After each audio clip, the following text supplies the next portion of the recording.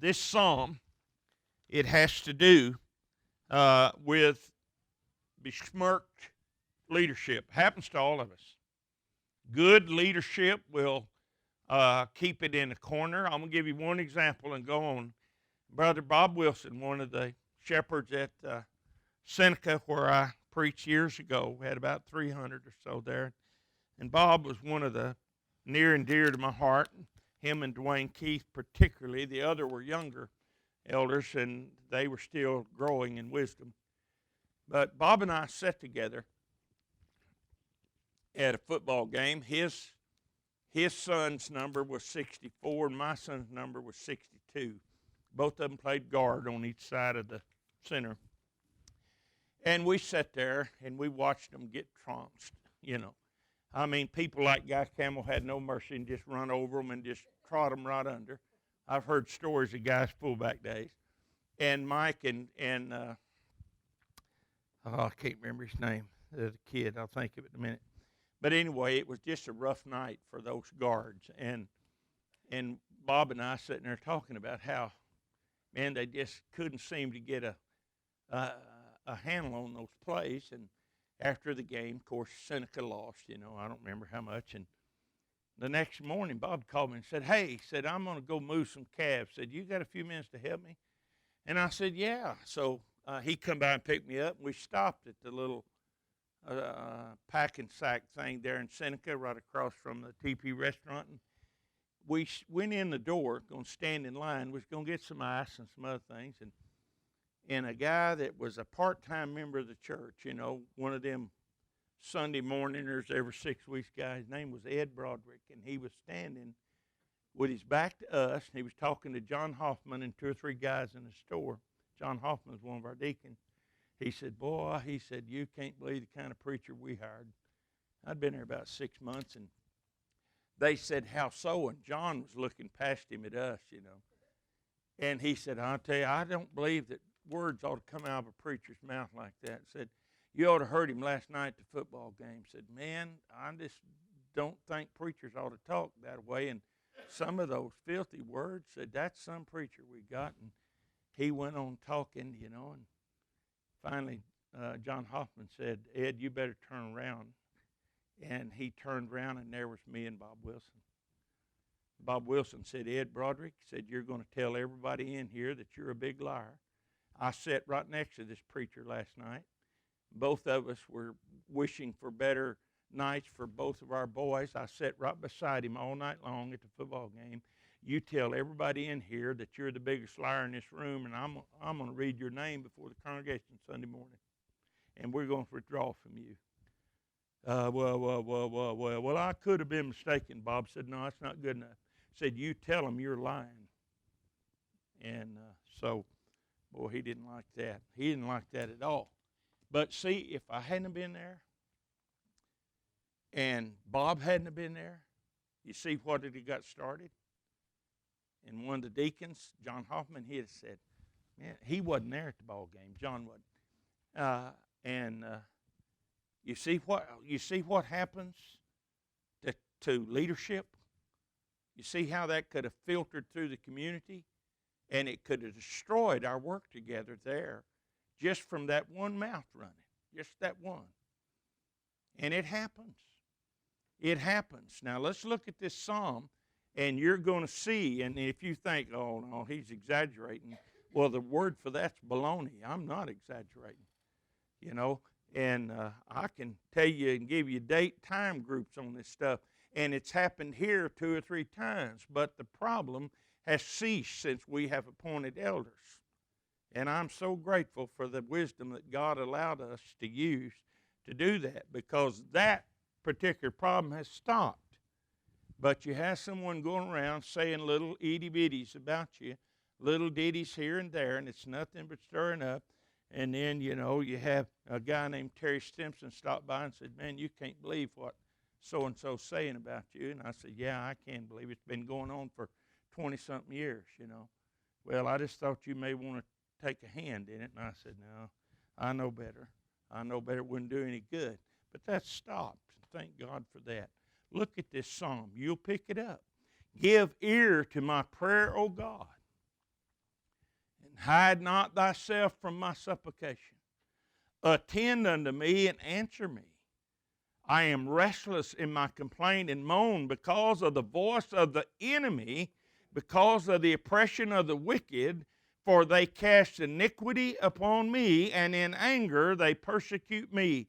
My heart is sore pained within me, and the terrors of death are fallen upon me.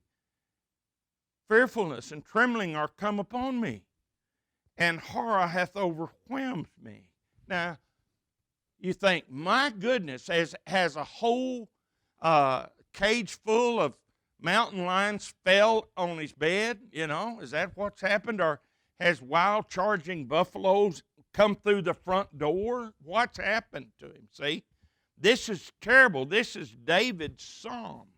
What's happened? And here's the first response. I said, oh, that I had the wings like a dove. Then would I fly away and be at rest. And so what's he saying there? I can get away from this. You know, if I could fly like a bird, I'd get far away from this I could be, and then I could find some peace, you see. Lo, then I would wander far off. I would lodge in the wilderness. That's what Jeremiah said, remember? I would haste me to shelter from the stormy wind and tempest. Now, the stormy wind and tempest is the loose tongue. Destroy, O Lord, and divide their tongue. Remember what happened at the Tower of Babel? Remember what went on? Darla, what happened at the Tower of Babel? You're our resident Bible scholar. Okay.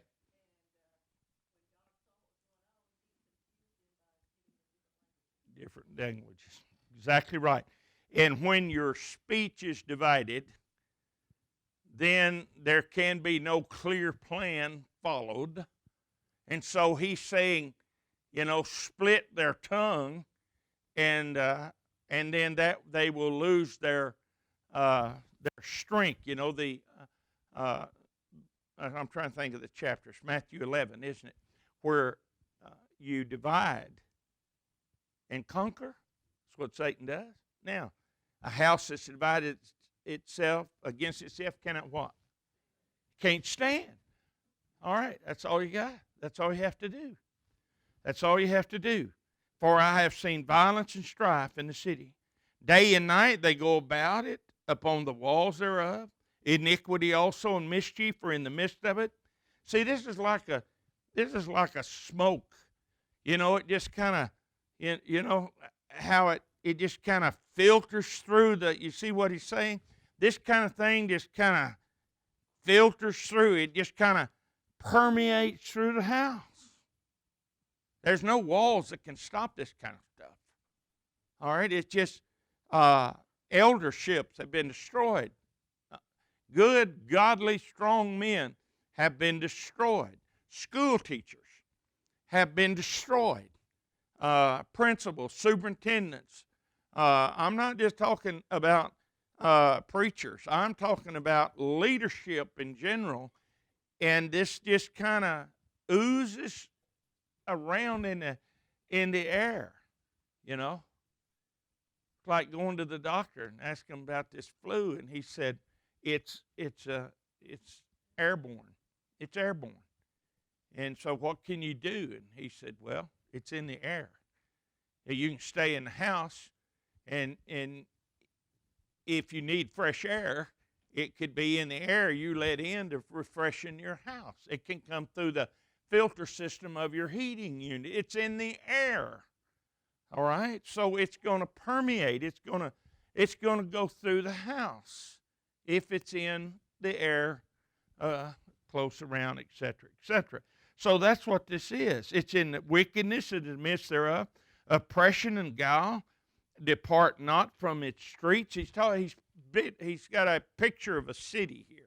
All right, so he's using this figurative city that this is all permeating through. See, and so it's in the streets, it's in the apartments, it's in the high rise. You know, it's in the grocery stores. It's just once it gets loose, it just permeates around. It just permeates around. And good men and women are destroyed by this kind of thing. You know, some little rumor on a school teacher, and his or her reputation is destroyed. When it comes contract time renewal, if they don't fire him or her earlier, then no contract. Why? Well, we just think we need somebody else in the third grade class. Well, they won't tell you really what happened. But really what happened was the school board got wind of this permeating stuff that permeated the whole city, and it stuck. It stuck. And you might never know why you're being let go because of this type of activity. And so this is a psalm to read, and read it again and again if you're in any leadership capacity at all. For it was not an enemy that reproached me. Look, see verse 12. Like I said, somebody comes up and say, I'm going to knock your block off. You can figure that his designs are not going to be for the well-being of your body. You can figure that, right? You don't have any trouble at all understanding that. And you'll make the necessary preparations for defense. You know, you'll make that necessary preparation. He said, then I could have borne it. You know, it was not an enemy because, there are people, that fight against you, and they tell you they are, and you know where they are, and you can deal with that. You can deal with that. And, someday you eat the bear, someday the bear eats you. You deal with that in life, You're going to win a few, you're going to lose a few, and a few get rained out, That's just life. That's just life. But this kind of thing, then I could have borne it, he says. Neither was it he that hated me that did magnify himself against me. Then would I have hid myself from him? I would have taken precaution. Now, the historical background of this, in 2 Samuel 15, it's Absalom, his son, catching those coming to see the king with a matter, and him intercepting them and say, well, the king, Dave, he's my dad, and I love him and all that. But he's kind of busy, and besides, he probably wouldn't, think much of you come and talk to him, and I'll tell you what, I'll handle it right here. How's that?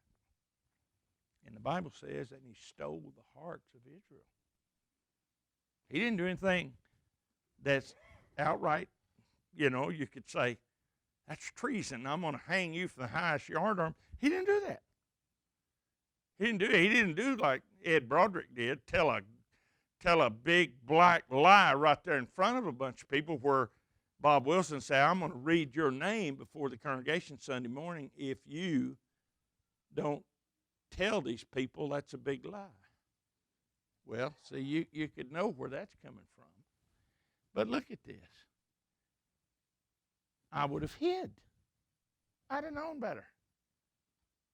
And in your comings and goings, there's some people that you have to be careful how you react around them, else it be misunderstood. You have to be careful. You can't let down your guard. Why are you on guard? Why are you on guard?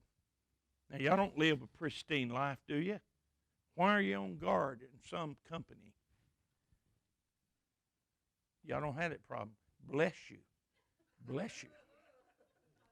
I want to be like y'all. How do I get to be like y'all? And you never have this kind of problem. I'd like to be in your numbers.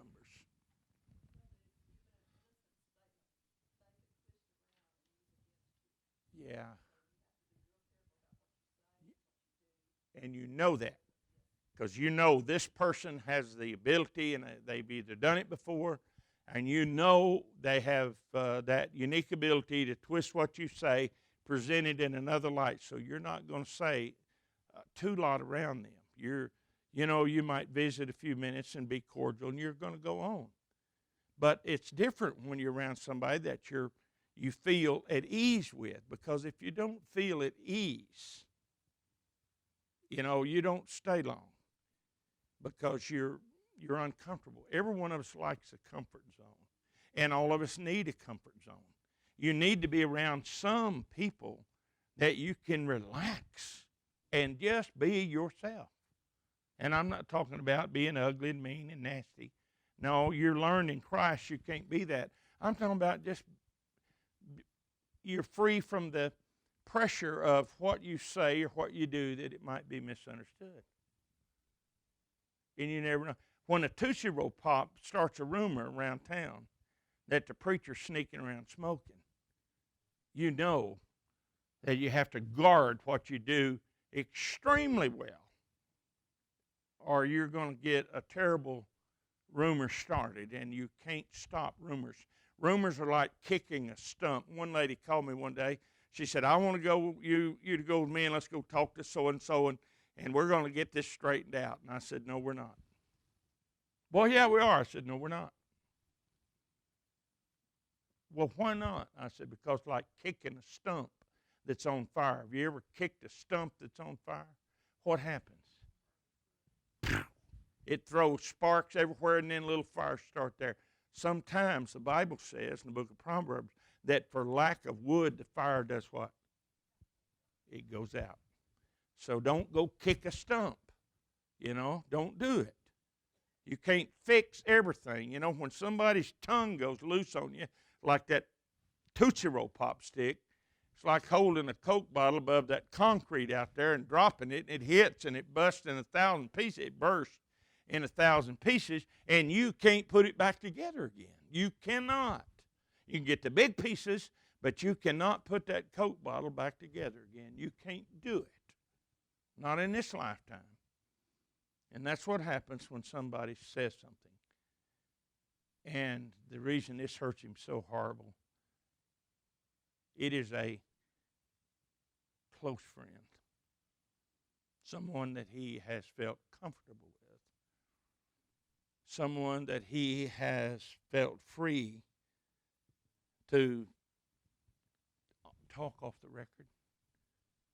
You know, just sometimes you just need to talk. And in Preacher and His Problems, this psalm was a text that Abe Lincoln used for about 6 weeks, and it was a 9-week course. And this is a psalm right here that he used for this. The Preacher and His Problems. Your number one problem will be this thing right here. I'm going to say to our elders, this is going to be the number one problem right here. Because people have a unique way, some people, of if they don't like the way things are going, they won't publicly challenge it. They won't come up here. And they won't say, I want to denounce our elders, and I, blah, blah. They won't do that. But what they'll do is, you know what they did at the business meeting? They did. In other words, I was there, but I'm not one of the theys. And it starts like that. You have to be careful. Look at this. I would have hid myself had I known, but it was thou, a man my equal. You see? And the idea here is close, because a king had no equal as far as rank. He's the only king in the land. So the idea here is this Hebrew parallelism. This is someone that I visited with, someone that I talked to, and we shared commonality. And so but it was thou, a man mine equal, my companion, my familiar friend. We took sweet counsel together. And you know, when friends visit and talk about whatever it is, it's you, and then you part and you say, well, I'll see you tomorrow, I'll see you next time, or and it's, you know, and you enjoy the next time you see them, don't you? You know, the next time you see them, you enjoy it, and they're your friend, and what you talked about last time, it stayed between you and them, and both of you thought about it, and you come back together maybe 3 or 4 days later. You'll talk some more about everything. You know, you can talk about the kids, the grandkids, you know, the weather, you know, And you can talk about one another. You can just share some things that you cannot share with other people. And that's not bad. It's not wrong. You know, there's something you learn in leadership, and you learn it in Leadership 101. You don't fraternize with the troops. What does that mean? You cannot be a leader and be old buddies at the same time. It's like a parent. If you try to be a buddy friend to a kid, you're going to raise one that'll spit in your face. But you have to be the parent. You can't be their friend. Now, when they get grown and they've reached adult maturity levels and they demonstrate it, then you can be good friends. My son and I are very good friends.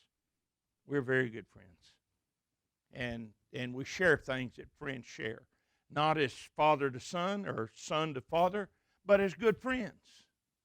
You know, we do. And the same way with my youngest girl. My oldest girl used to be one of my greatest confidants. Her and I used to sit and talk. When she was in college, she'd come home, and after she slept for 5 days in a row, you know, then she'd, you know, get up and face the world, and her and I used to sit and just talk and talk and talk. She's our oldest.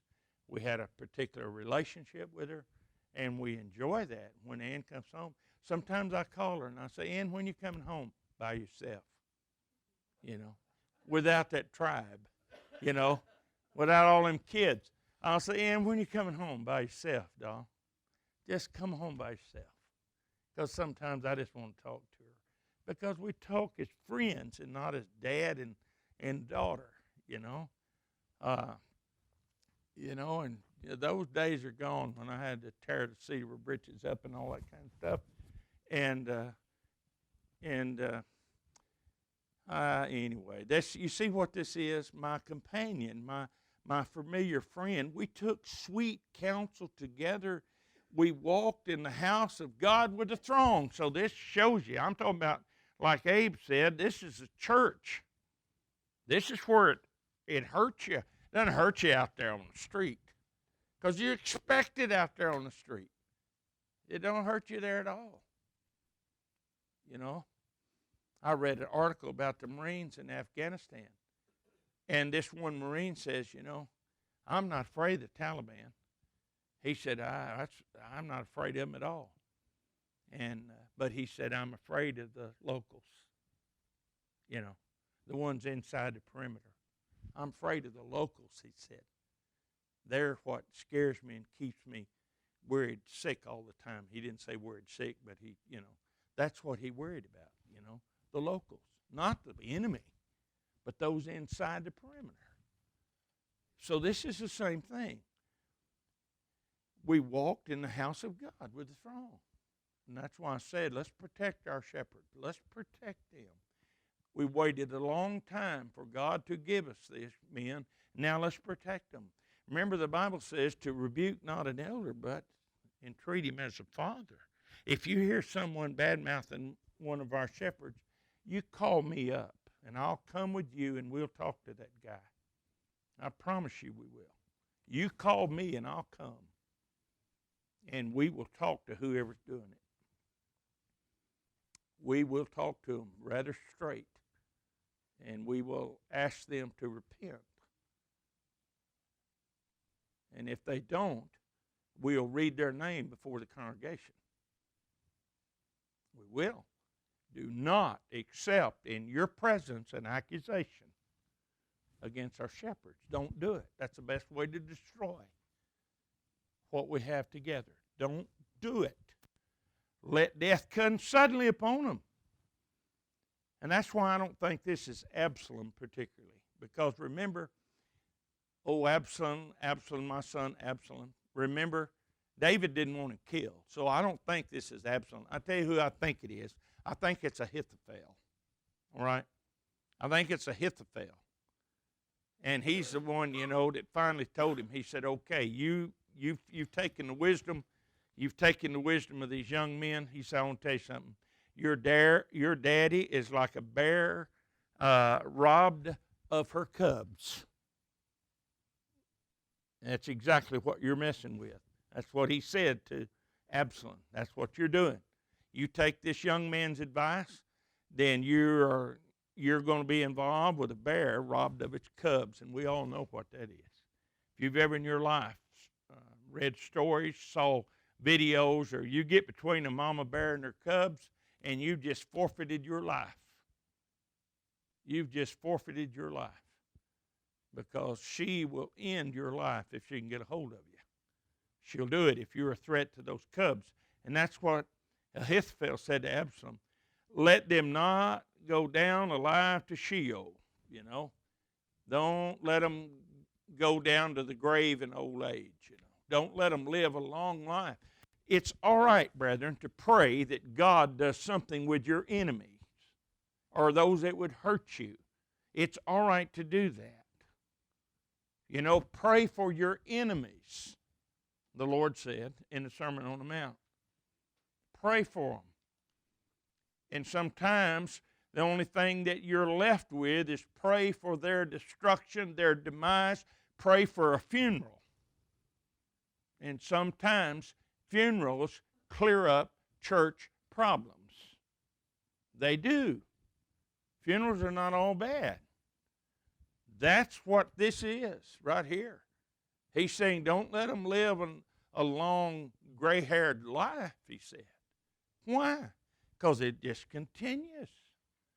Man, there's been several times that a timely funeral has relieved congregations across this land of a dreaded problem. Of a dreaded problem. It sure has. You notice what he says? Don't let them go down a long life to the grave, for wickedness is in their dwelling, in the midst of them. As for me, I will call upon God. You think this is rough preaching? What did this individual do? That's what you've got to think about. This is the type of thing that's so ugly, that it's so vicious, that it destroys that which is good, that it destroys organizations, it infests school boards, classrooms, churches, communities. This is so ugly that sometimes that the death of the individual that does this kind of stuff is the only remedy. And it's God's hand in that. And if you think that's hard, then you haven't suffered under the hand of a person like this. You haven't suffered under the hand of this kind of stuff. As for me, I will call upon God, and Jehovah will hear me. So you can pray for this person. He just said, don't let him go down to the grave, gray-headed in a long life. You can pray for God to intervene here and stop this mess. As for me, if I get upset about this, because I've been knifed several times by it, and I do get upset, and I don't want this happening to our new shepherds. I don't want somebody attacking them with this kind of subtle, horrible poison. It just angers me. Evening and morning and at noonday will I complain and moan, and he will hear my voice. He hath redeemed my soul in peace from the battle that was against me. For they were many that strove with me. God will hear and answer them, even he that abideth of old. The men who have no changes and who fear not God, he hath put forth his hand against such, you see that? As were at peace with him, he hath profaned his covenant. His mouth was smooth as, here it is, his mouth was smooth as butter, but his heart was at war. You know, I remember Lori saying, we don't have any butter. And I said, well, there's some margin. It won't make any difference. And she said, you remember what you said? She said, I'll know the difference. Yeah. You know, and you can tell, you know, good butter. But, you know, but margarine is margarine, isn't it? All right. All right. So their mouth is smooth as butter. There's not much that's smoother than butter. You know, you get your hand. But his heart was at war. His words were softer than oil. yet they were drawn swords. You see how deadly this is? I want you to see, and when you hear this kind of stuff, and it's directed at our leaders, then I want you to stop it. I want you to tell that individual, don't do this. Don't do this. You will spare the congregation untold damage if you just stop it. Just stop it. And do not receive an accusation against an elder. Don't do it. Don't do it. Stop it. Because what will happen is it will destroy our harmony together. It will destroy that. Cast the burden upon Jehovah, and he will sustain thee. He will never suffer the righteous to be moved. There's your confidence in God. You go ahead and pray for this individual, and you ask God to change their heart. You do that. And you ask God to forgive them. You do that. And if there's no remedy there, then you ask God to remove them.